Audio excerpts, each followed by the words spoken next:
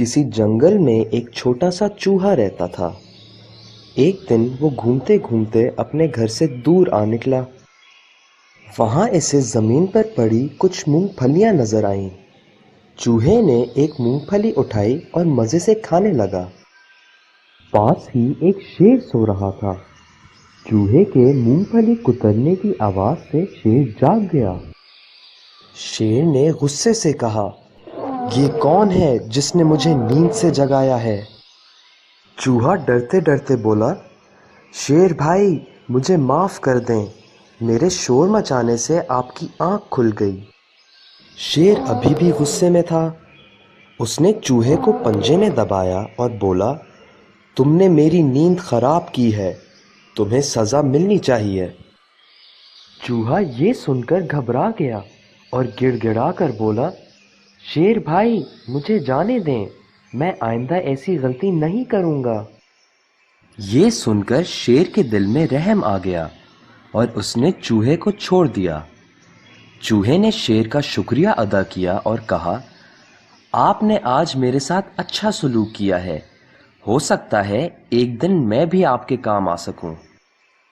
शेर ने ये बात सुनी तो खूब हंसा। इसका ख्याल था कि इतना छोटा और डरपोक सा चूहा इस जैसे बड़े और बहादुर जानवर की क्या मदद करेगा। लेकिन दोनों ने दोस्ती कर ली और चूहा अपने घर की तरफ चल पड़ा। अगले दिन चूहा अपने दोस्त शेर से मिलने गया। वहां पहुंचा तो उसने देखा कि शेर बेचारा किसी शिकारी के जाल में बुरी तरह फंसा हुआ है। बहुत कोशिश के बावजूद वो जाल से निकल नहीं पा रहा था।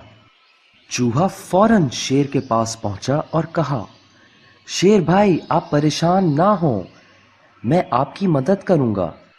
फिर चूहे ने अपने तेज दांतों से जाल को कुतरना शुरू कर दिया। देखते ही देखते शेर जाल से आजाद हो गया। शेर ने चूहे से कहा, अजीज दोस्त, मेरी जान बचाने का बहुत शुक्रिया। चूहा बोला, दोस्त ही दोस्त के काम आता है। फिर दोनों दोस्तों ने हाथ मिलाया और जंगल की सैर करने चल पड़े। बच्चों, इस कहानी से हमें ये सबक मिलता है कि किसी को खुद से कमतर नहीं समझना चाहिए। कोई छोटा हो या बड़ा, ताकतवर हो या कमजोर, सब हमारे दोस्त हैं।